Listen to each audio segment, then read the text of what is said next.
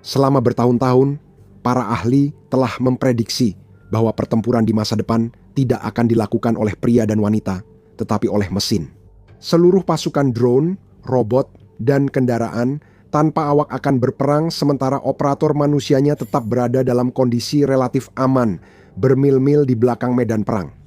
Di Ukraina, kita sudah mulai melihat sekilas adegan-adegan bergaya fiksi ilmiah seperti ini. Di sepanjang garis depan, regu penyerang Rusia bergegas maju ke medan perang, mengira akan menemukan tentara Ukraina yang menghadang mereka. Namun yang menunggu mereka justru sesuatu yang jauh lebih buruk.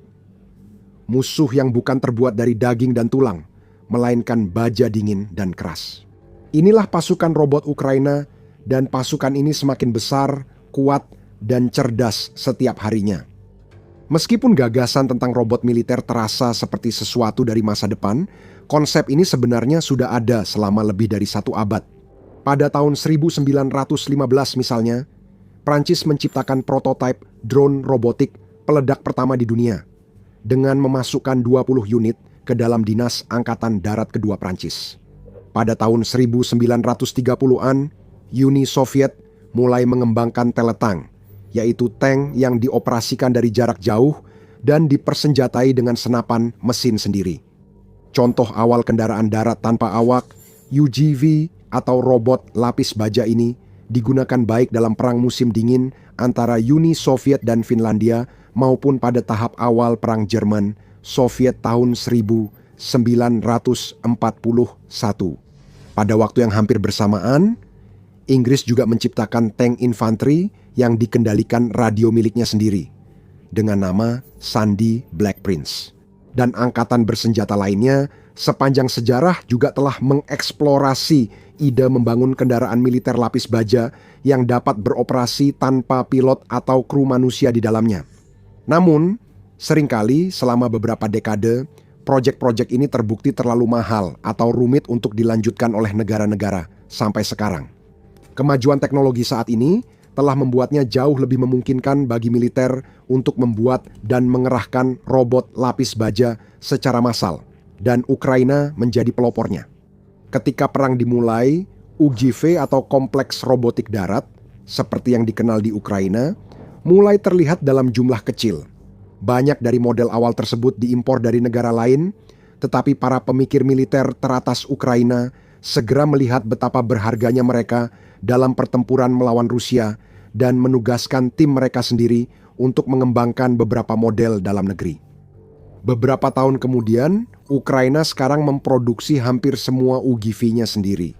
Faktanya, sebuah laporan Jamestown menemukan bahwa 99% dari semua robot lapis baja yang digunakan oleh militer Ukraina juga diproduksi di Ukraina dan produksinya meningkat dengan sangat cepat. Pada tahun 2024 misalnya, Ukraina hanya memiliki beberapa ratus robot ini yang bisa digunakan. Untuk tahun 2025, mereka menetapkan target produksi sebanyak 15.000 unit. Jumlah itu meningkat menjadi 20.000 pada tahun 2026. Dan ini bukan hanya soal kuantitas, tapi juga variasi. Pada tahap awal perang, Ukraina hanya memiliki beberapa jenis robot yang bisa digunakan, masing-masing dengan spesifikasi teknis, keunggulan, kelemahan, dan kasus penggunaan idealnya sendiri.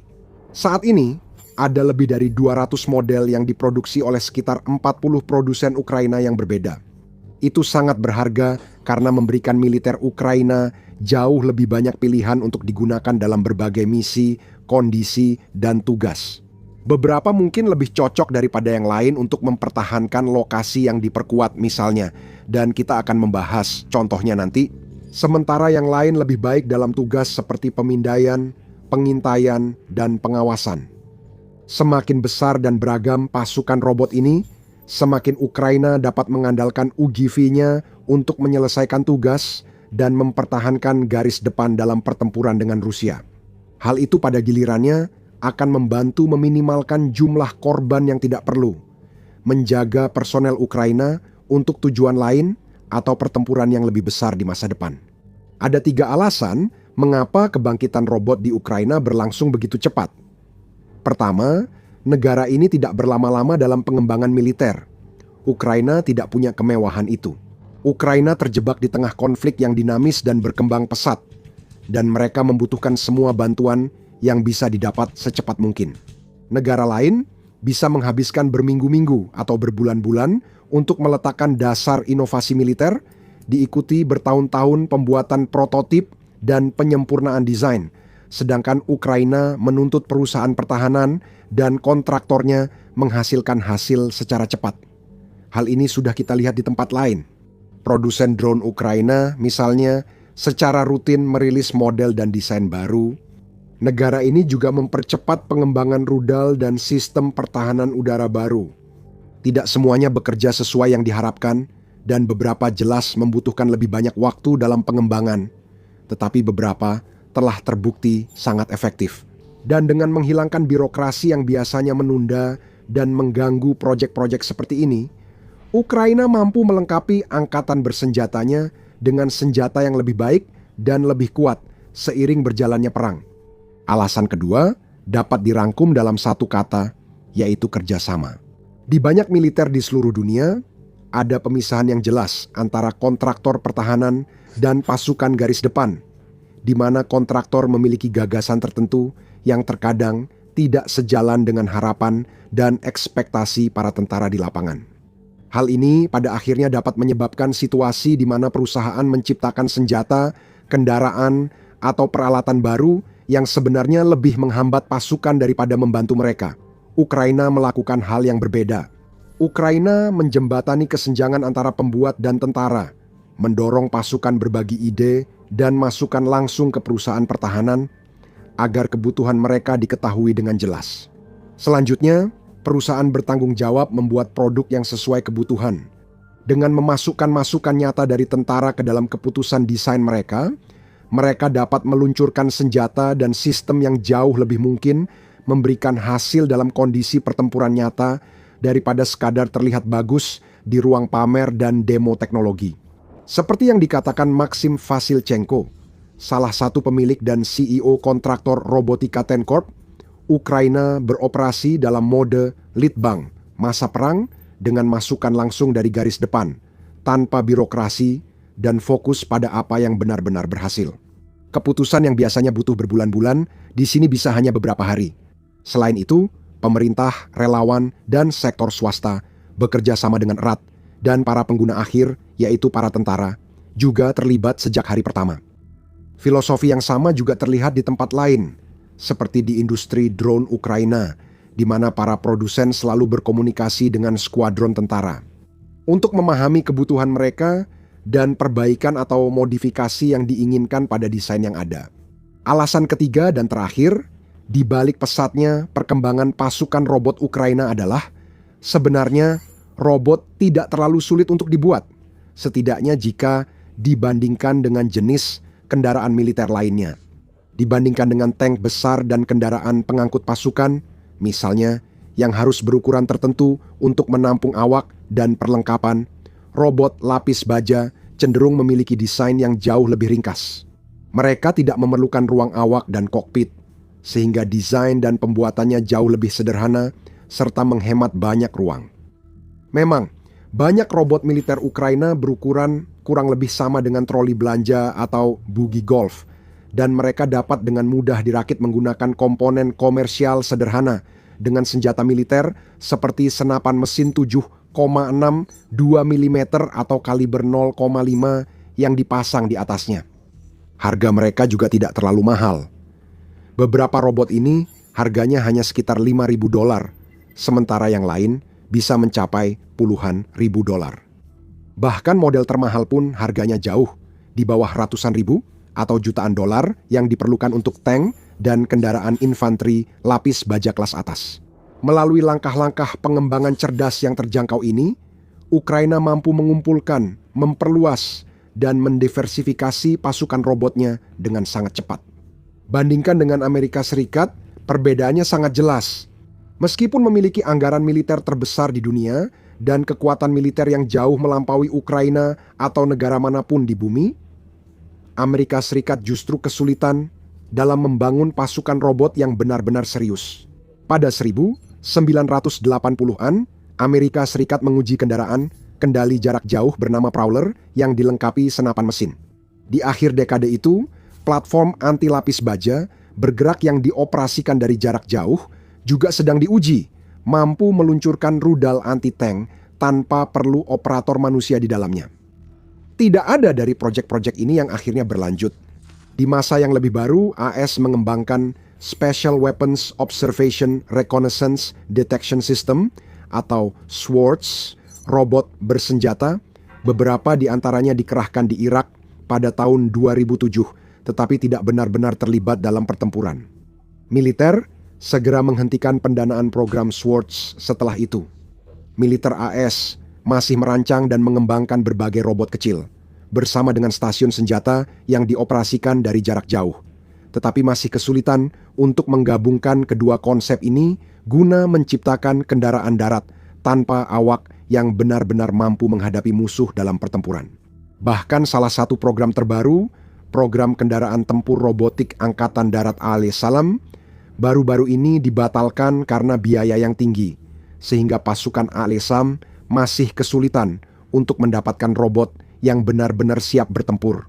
Sementara itu, di Ukraina, robot-robot sudah bertempur dan mereka juga melakukannya dengan sangat luar biasa. Sebelum membahasnya, jika Anda ingin wawasan seperti ini, pastikan sudah berlangganan The Military Show. Kami membahas topik seperti ini setiap minggu. Sekarang, membangun pasukan robot adalah satu hal, tapi benar-benar memanfaatkannya dengan baik adalah tantangan yang sama sekali berbeda. Bagaimanapun juga, ini masih teknologi yang sangat baru, dan bahkan militer Ukraina pun belum punya banyak pengalaman dalam menggunakannya. Prajurit-prajuritnya harus beradaptasi secara langsung, belajar sambil jalan, dan menemukan cara terbaik untuk memaksimalkan sekutu logam baru mereka. Namun, mereka tidak butuh waktu lama untuk mendapatkan hasil yang sangat mengesankan. Pada tahun 2024, kami melihat video pertama dari UGV bersenjata yang memimpin serangan Ukraina terhadap posisi Rusia. Sampai saat itu, UGV sebenarnya hanya digunakan untuk serangan kamikaze atau penanaman ranjau, tetapi ini membuktikan bahwa mereka bisa mengambil peran tambahan, bertempur tidak hanya bersama tentara manusia, tetapi juga memimpin barisan di depan mereka, menarik perhatian musuh dan membuka jalan bagi pasukan lain untuk mengikuti di belakangnya. Robot yang dimaksud adalah UGV Lyut 2.0. Sebuah kendaraan seberat 300 kg atau 660 pon yang dilengkapi dengan senapan mesin PKT yang dapat menembak dengan tingkat akurasi yang sangat baik pada jarak hingga 800 meter atau 2.625 kaki. Dilindungi oleh lapisan baja Lyut, seperti robot lapis baja Ukraina lainnya, cukup tangguh untuk menahan tembakan senjata ringan. Pada satu titik dalam video, kita bahkan melihat kendaraan ini melindas ranjau anti-tank yang gagal meledak. Kami melihat pasukan Rusia menembakkan granat berpeluncur roket RPG ke UGV itu. Namun kendaraan tetap beroperasi meski terkena beberapa tembakan dan hampir terkena ledakan. Di akhir video, para tentara Rusia terlihat melarikan diri dari parit mereka, berlari menyelamatkan diri dari sebuah robot yang tampaknya hampir mustahil untuk dihentikan, seperti adegan dalam film fiksi ilmiah. Sejak saat itu, telah ada banyak contoh lain yang terekam tentang robot-robot Ukraina yang berhasil menahan serangan Rusia dan melawan mesin perang Kremlin. Pada Juli 2025 misalnya, dalam pencapaian bersejarah pertama di dunia, Brigade Ketiga Ukraina berhasil menangkap pasukan Rusia menggunakan pasukan penyerang yang sepenuhnya terdiri dari drone dan robot. Menurut pernyataan rinci yang dirilis pada saat itu, brigade tersebut menggunakan drone kamikaze dan kendaraan darat robotik untuk menghancurkan serangkaian bunker Rusia di wilayah Kharkiv, timur laut Ukraina. Tepat saat robot lain bersiap untuk menghancurkan benteng Rusia yang rusak lainnya, para tentara Rusia yang tersisa dan bersembunyi di dalamnya menyadari bahwa mereka hanya punya dua pilihan, mati atau menyerah. Mengambil kesempatan itu, mereka keluar dengan tangan terangkat, dan pada saat itu, mereka segera dikawal keluar dari zona pertempuran oleh drone dan dibawa ke tahanan oleh militer Ukraina. Ini adalah pencapaian yang luar biasa.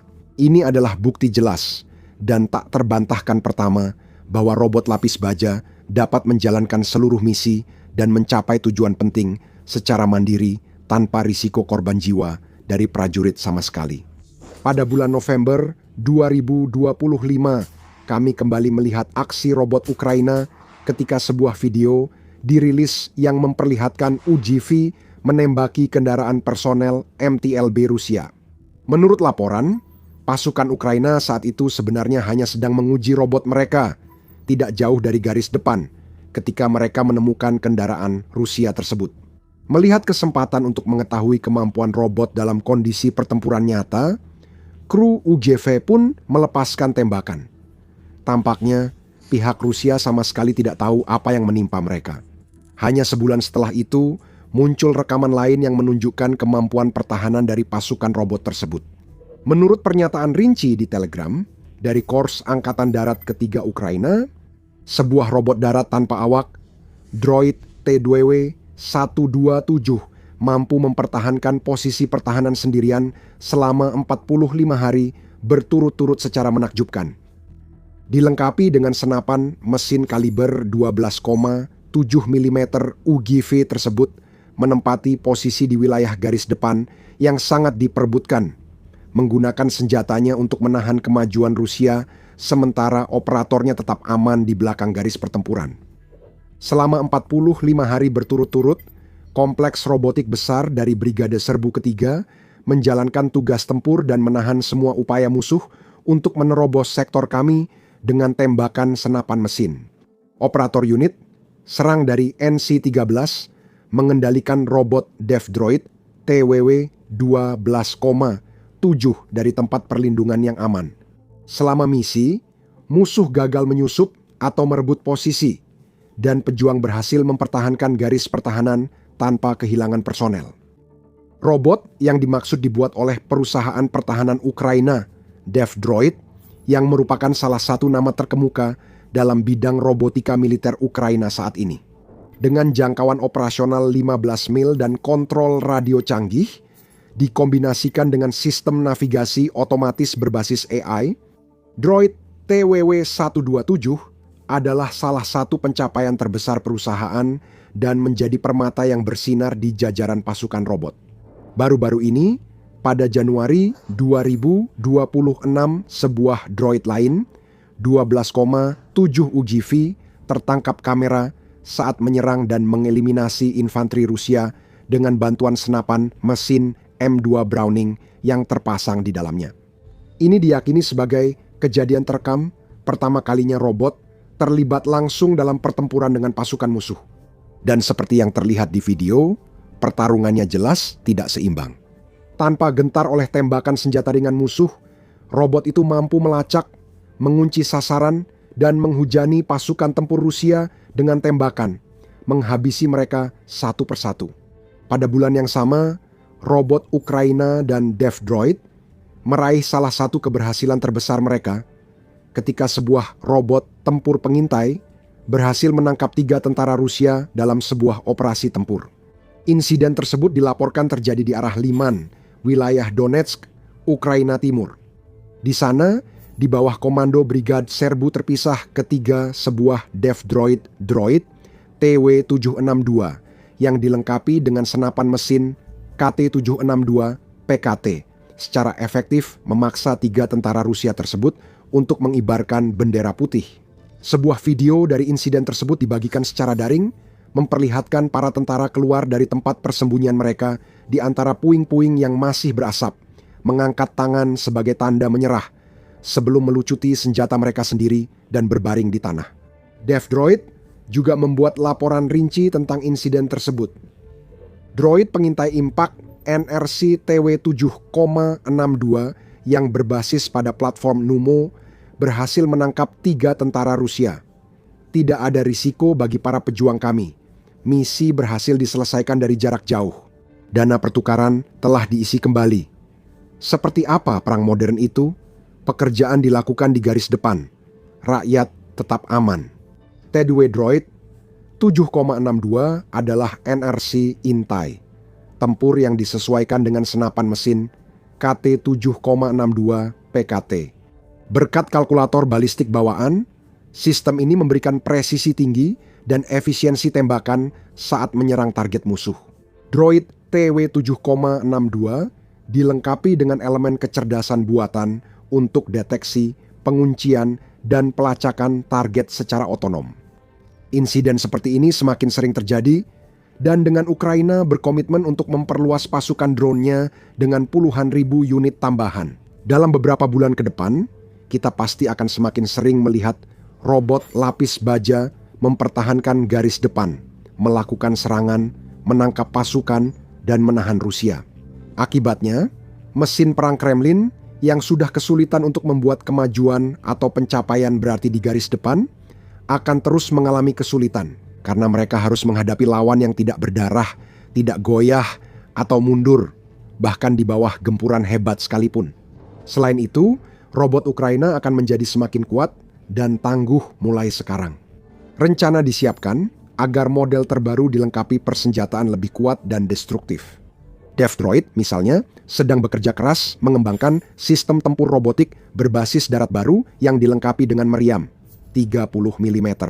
Mampu beroperasi secara efektif pada jarak hingga 3 mil atau 5 km. Model baru ini akan memiliki kemampuan yang jauh lebih unggul dibandingkan pendahulunya. Model ini akan memakai sasis lebih besar dan berat untuk menahan hentakan meriam seberat itu, serta digunakan memberi dukungan tembakan langsung saat manuver ofensif atau melindungi formasi infanteri di area berisiko tinggi. Ini hanya salah satu contohnya.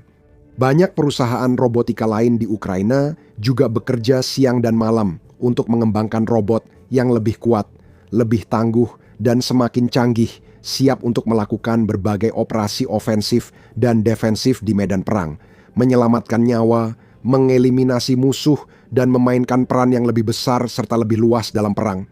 Seiring mereka menjadi lebih kuat dan lebih canggih, robot-robot Ukraina menetapkan tolok ukur bagi kekuatan militer lain di seluruh dunia untuk dipelajari dan dicoba untuk ditiru. Dan merek-merek robotik negara itu bisa meraih kesuksesan besar, investasi, dan minat aktif setelah perang berakhir, karena militer dari berbagai negara berupaya membeli dan menggunakan beberapa robot ini sendiri. Sementara itu, seiring semakin banyak robot ini dikerahkan ke garis depan di lokasi seperti Donetsk dan Luhansk, militer Ukraina akan semakin kuat dan peluang keberhasilannya pun akan semakin meningkat. Sekarang, robot bukan satu-satunya elemen konflik modern yang berhasil dikuasai oleh Ukraina. Tonton video ini untuk penjelasan lengkap tentang bagaimana pasukan negara tersebut menyempurnakan seni peperangan drone. Sebagai alternatif, untuk melihat lebih luas perkembangan perang ini dan bagaimana masalah seperti logistik rusak serta runtuhnya moral melumpuhkan mesin perang Kremlin tanpa Ukraina perlu melepaskan satu tembakan pun, tonton video ini. Jangan lupa berlangganan saluran kami agar mendapatkan berita militer terbaru dan laporan mendalam tentang perang Rusia-Ukraina serta konflik besar dunia.